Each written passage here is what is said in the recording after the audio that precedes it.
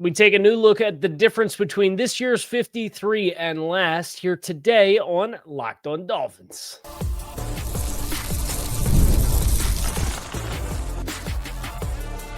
You are Locked On Dolphins, your daily Miami Dolphins podcast, part of the Locked On Podcast Network, your team every day. All right, Miami, welcome to another episode of Locked On Dolphins. It is your team every day here on the Locked On Network. I'm your host, Kyle Krabs, a lifelong Miami Dolphins fan, host of Locked On Dolphins, co-host of Locked On NFL Scouting, author of Touchdown Miami on Substack, NFL staff writer for A to Z Sports. I want to give a special welcome and shout out to our everydayers because it is your team every day. We don't just say it, we live it.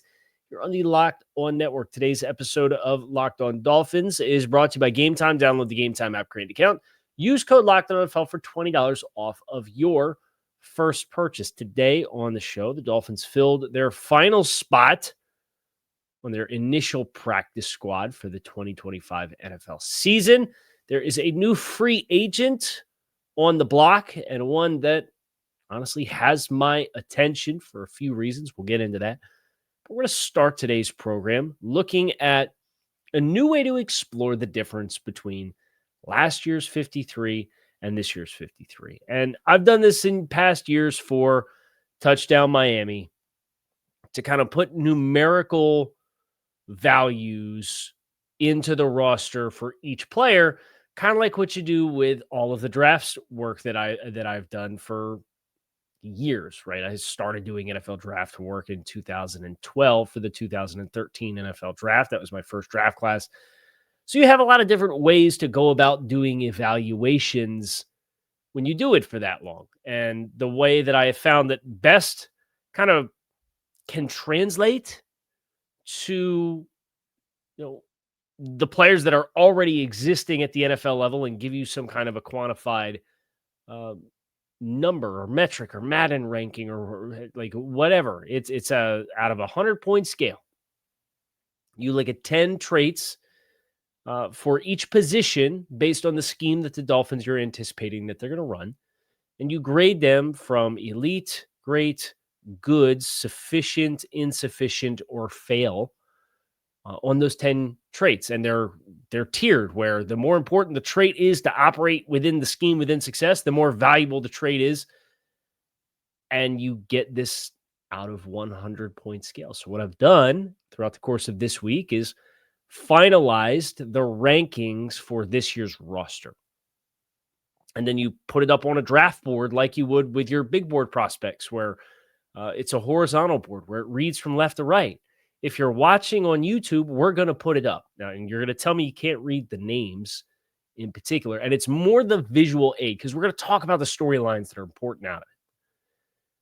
But it does provide you with a visual cue of where are there collections of names that exist? Where are there voids that clearly illustrate from the top of the board down to what you would classify as like quality depth type players? You don't have somebody you feel is an established sufficient starter.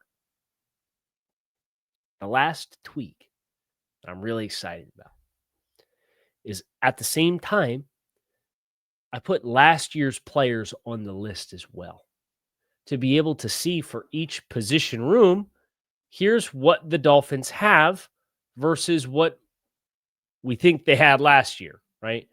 And you can see these there's these visual cues to kind of illustrate players whose grades went up from last year to this year.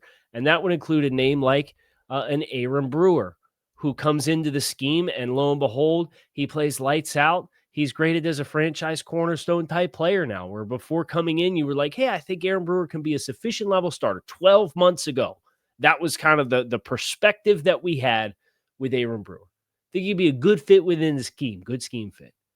He was electric last year. He was perfectly tailored, everything that you want. All the best parts about him were amplified within the system. He gets a better grade. Conversely, there's some other players like your top two wide receivers that I don't think played as well in 2024 as they did when you did this exercise last year.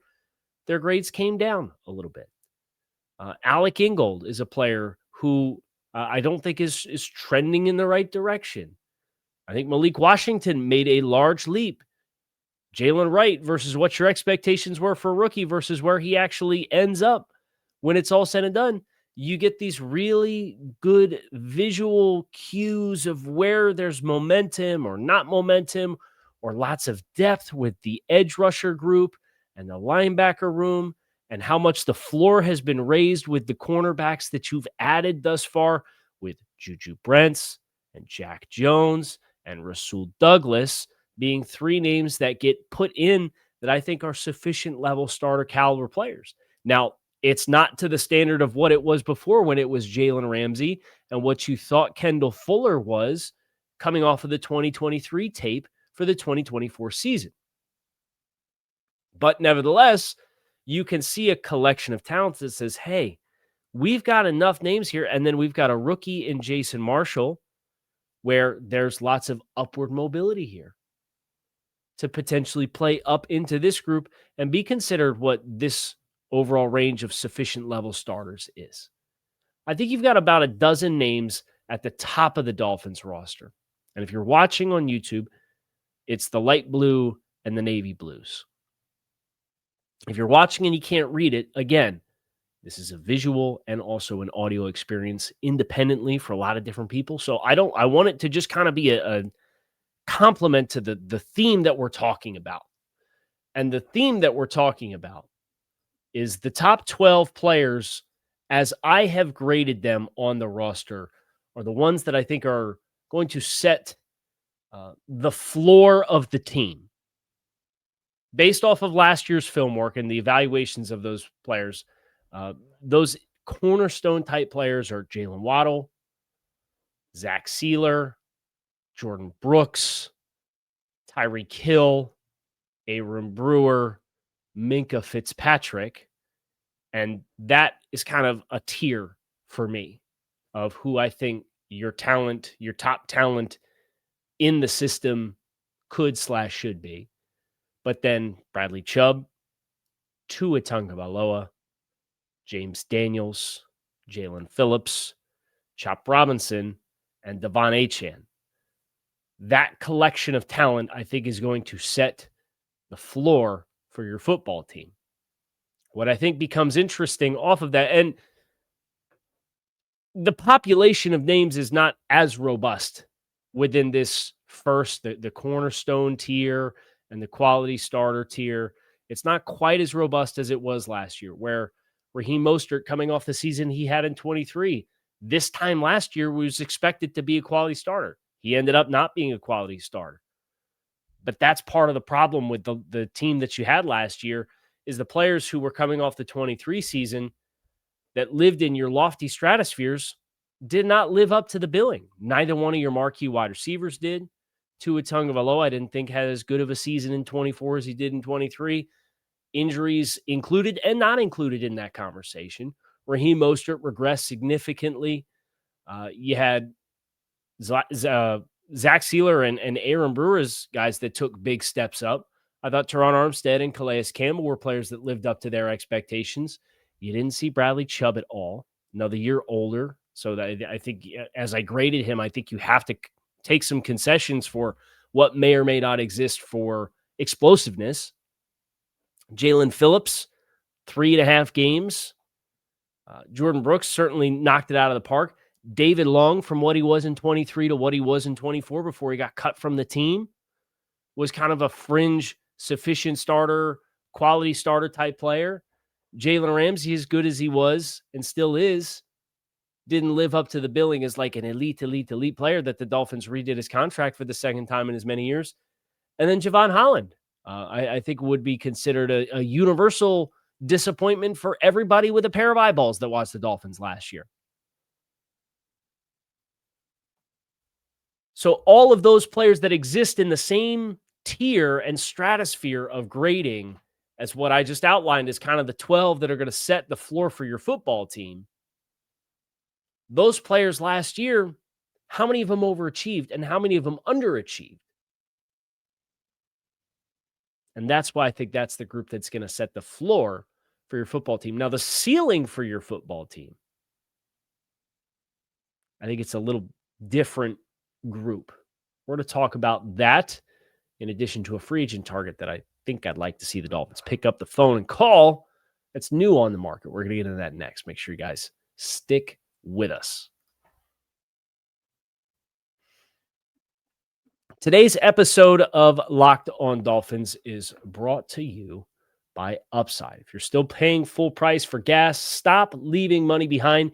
Get real cash back every time you fill up with the free Upside app. Simply download the free Upside app in the App Store or Google Play right now and start earning cash at the pump today. You can use the promo code TOUCHDOWN and get an extra 25 cents back per gallon on your first fill up. You can make it up to $300 a year just from buying the gas you already needed. At first, thought it was too good to be true, but it is totally legit. Real people are getting paid just to make their daily commutes, and you can too. Plus, you can cash out anytime to your bank account, PayPal, or an e-gift card for Amazon or other brands. So do not let this offer drive on by. Download the free Upside app now.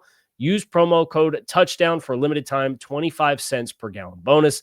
That's promo code TOUCHDOWN. Offers vary by user and location. Go to upside.com for terms and conditions. We have all been there, right? You decide you want to go to the game, but the prospect of getting tickets it's always a little daunting, right? But the NFL season's back, and there's never been a better time to get into the action and see it for yourself. Get your tickets through Game Time, the app that takes advantage and gives back to fans. Game Time is fast, easy, and backed by the Game Time guarantee. You are always getting 100% authentic tickets delivered on time at the best price. And all the fees are included up front, so there's no surprise fees. The price you see is the price you pay. With a couple of taps on your phone, you could see the sight lines from the seats before you purchase and hit buy. You can have that all-in pricing up front for you as well. They have zone deals where you pick the section and Game Time picks the seats. And in just a few taps, you can see all of these amazing deals and go to your favorite NFL games for as low as $100. Download the Game Time app, create an account, and use promo code LOCKEDONNFL for $20 off your first purchase. Terms to apply. Again, promo code LOCKEDON NFL for $20 off. Swipe, tap, ticket, go. Download Game Time today.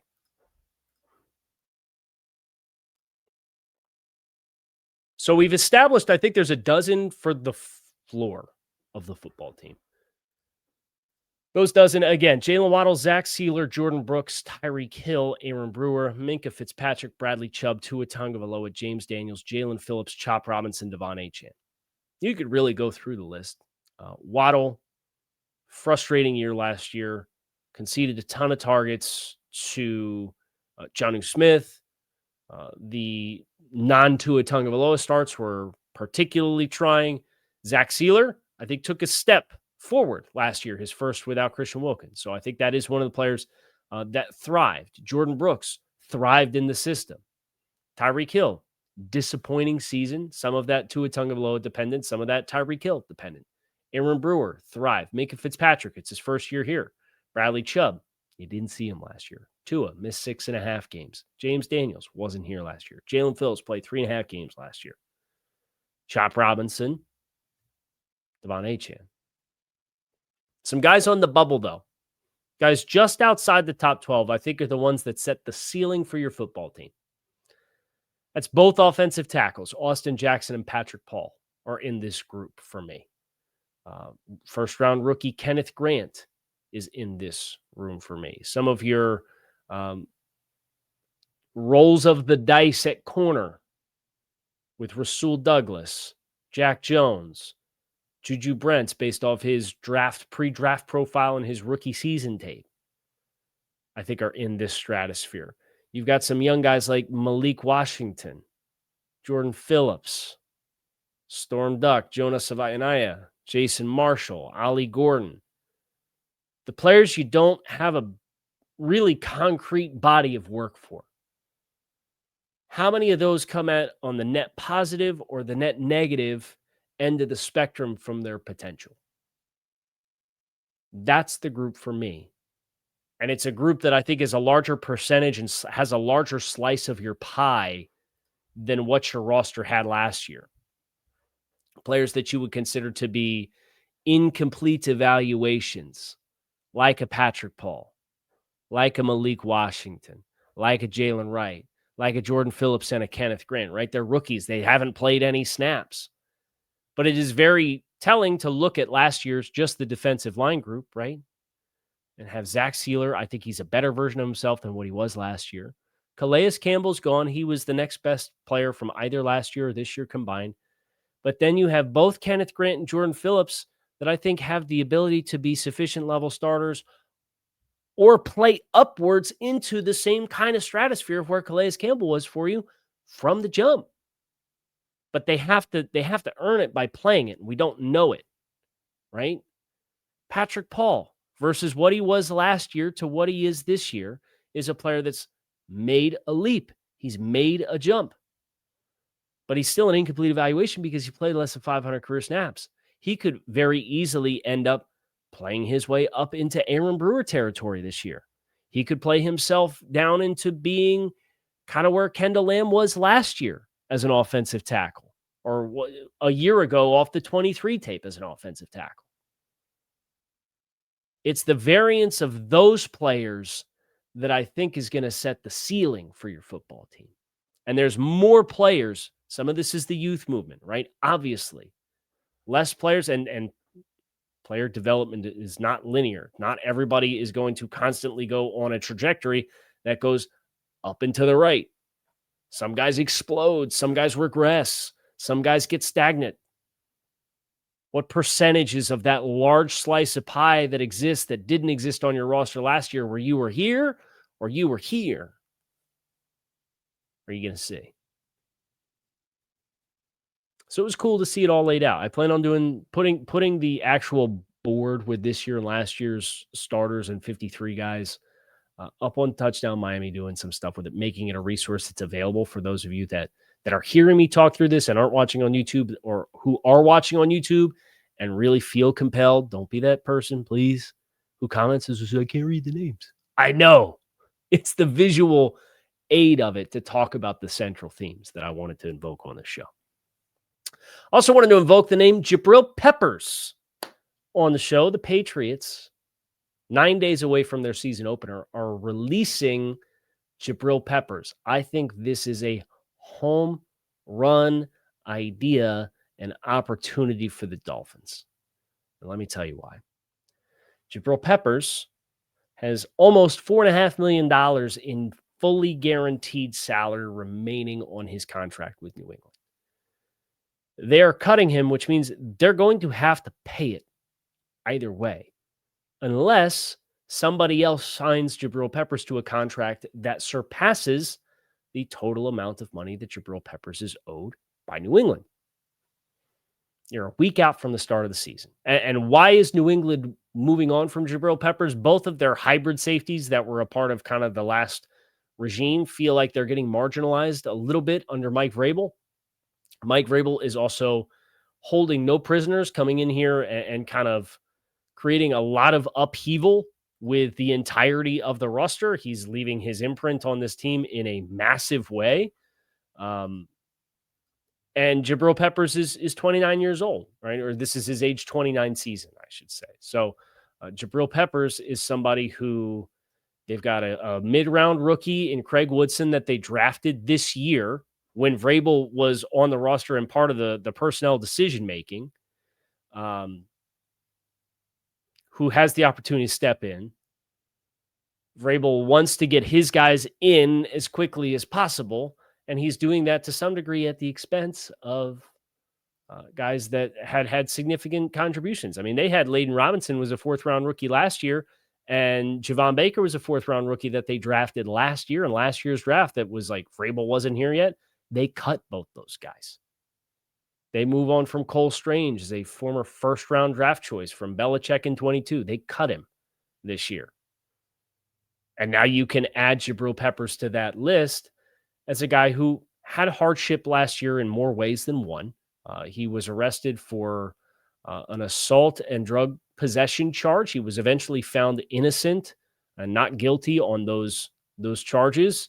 But he missed 7 games on the commissioner's exempt list from that. And then he also had shoulder and hamstring issues last year.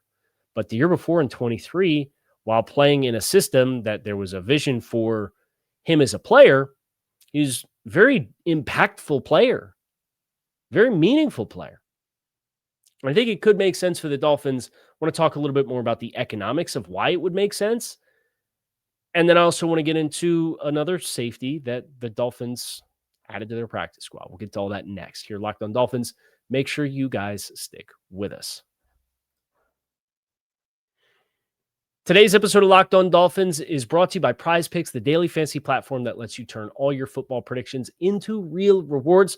The preseason has come and gone. College football this weekend is on the docket. So whether you got your eyes on a big-name quarterback or breakout running backs, Prize Picks makes it easy to get into the game. So you right now have a flex play option that is a total game changer as well. When one of your picks misses, you could still double your money. Prize Picks puts their members first, so all withdrawals are fast, easy, safe, and secure. Download the Prize Picks app today. Use code LOCKEDONNFL to get $50 in lineups after you play your first $5 lineup. That's code LOCKEDONNFL to get $50 in lineups after your first $5 play. Prize Picks, run your game.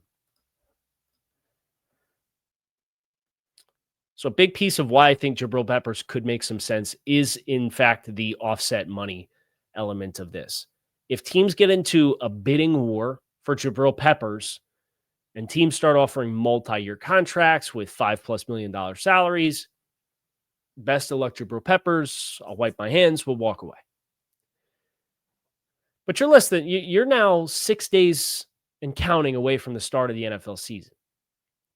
Now, the Packers found that for Micah Parsons and his $44 million signing bonus, because it's Micah Parsons, teams mostly don't have it budgeted at this point that to have big dollars added to their rosters and their starting lineups. And because Peppers has a floor for earnings this year at $4.3 million, more often than not, teams take advantage of that. And everybody says, hey, it's a 1-year deal. You're guaranteed to get paid 4.3. We're going to offer you a 1-year minimum salary. Let the Patriots foot the bill on the rest of your income this year. And if every team has that psychology with Jabrill Peppers, it doesn't become, let me sell you on money. It becomes, let me sell you on opportunity. Let me sell you on fit. Let me sell you on role. So if you're selling Jabrill Peppers on a 1-year contract that's going to be minimum because the Patriots are going to pay him to play for somebody else this year, that for me is where I would be very interested in Jabrill Peppers, because he's at his best. I don't think he's a fit for the Vic Fangio type scheme where everything's really vanilla and you play from depth and then you have to trigger from depth and everything's in split field and we don't want to show anything pre-snap.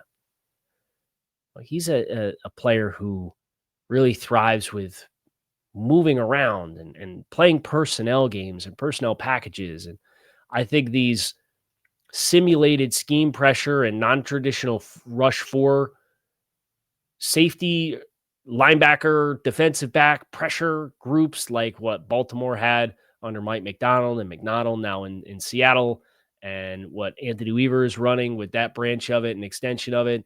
The Titans, who have another coach off of the Mike McDonald Ravens defensive coaching staff running their defense. This defense, I think, probably gives you the best variety in ways in which you could take a player like Jabrill Peppers, who once upon a time played for Greg Williams and played 20 yards off the ball as a high post safety. And they just kind of glorified played 10-man defense because he was out there to keep a cap on everything and play way off the ball. But you can get him in the box. You can get him on the line of scrimmage. You can have him play half-field zones. You can get him in the nickel. Now, I don't think he's a true nickel, not like a Jaylen Petrie. He's not a high post player, not like a Marcus Williams or like Ashton Davis is a less accomplished version of that same model of a type of safety. But Anthony Weaver wants to say, I'm going to take a concept and I want to bring the Mike backer and I want to bring the nickel. And maybe I'll drop the weak side rush linebacker out. We're going to rush a non-traditional 4, right?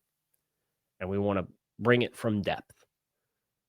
How many different ways can you take that individual pressure style, and how many different personnel groups can you run it with? How many different collections of presentations of pre-snap leverage and assignments can you show it with?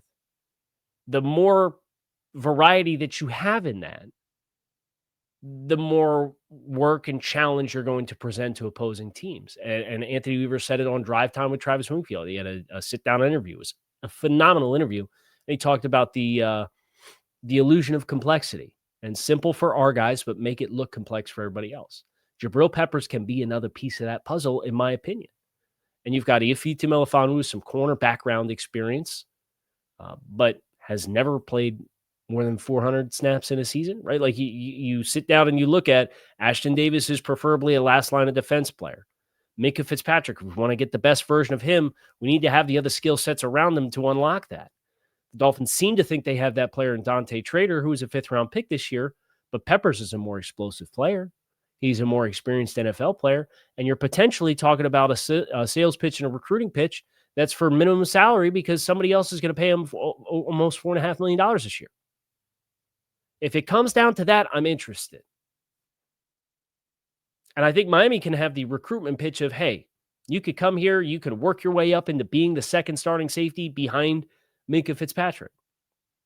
Now, if the Baltimore Ravens get involved because Ardarius Washington's got an Achilles tear, and they could say, hey, you want to go for a Super Bowl this year? You're going to be a third safety this year no matter what. We'll offer you minimum as well, playing the same kind of scheme. He's probably going to pick Baltimore, and I can't be mad at him if he does, right? Like, that's just the way it is. But if I'm the Dolphins and everybody's offering the minimum salary take advantage that the Patriots are on the hook for the guarantees, if I'm the Dolphins, I'm calling. And Elijah Campbell would probably be the name in the safety room that would be on my block as a result. Speaking of safeties, the Dolphins finalized their practice squad. They announced this morning that they had signed Jordan Colbert, safety, to their 16th and final practice squad spot, which means they could change this at any point. They could juggle it around. But the two players that the Dolphins cut after 53s were Isaiah Johnson and Jordan Colbert. Colbert gets the last practice squad spot. So Isaiah Johnson right now is on the outside looking in all phases for the Dolphins. We'll see if he ends up signing somewhere else. But Colbert, you could tell, was kind of a player that they wanted back. And ironically, you know what Colbert did in the last preseason game that I think potentially got him on the 53 to start? Once Eugene Asante and Channing Tindall got banged up, you know what Jordan Colbert, the safety, did? He played linebacker. And that's like Jabrill Peppers can do that. And Colbert showing this new versatility and getting downhill on these pressures and smacking the you-know-what out of the safety, or the Jacksonville third or fourth string quarterback on some pressures and getting downhill and running sideline to sideline. It's the more you can do element. And Colbert was an embodiment of that, and it earned him at least initially a 53 spot. And then they trimmed him down, and he is officially back. They got their hands on him, locked him in on the practice squad, which I think is great. That's going to do it for us today on the show. That's going to do it for us this week on the show, unless we get something crazy over the weekend. Next week's game week. Getting ready for the Colts. Keep it locked in right here on Locked On Dolphins. It is your team every day. Appreciate you guys as always for checking out the show. Make it a great rest of your day. Have a great weekend. I'm Kyle Krabs. Enjoy the college football, and I'll talk to you all again soon. Fins up.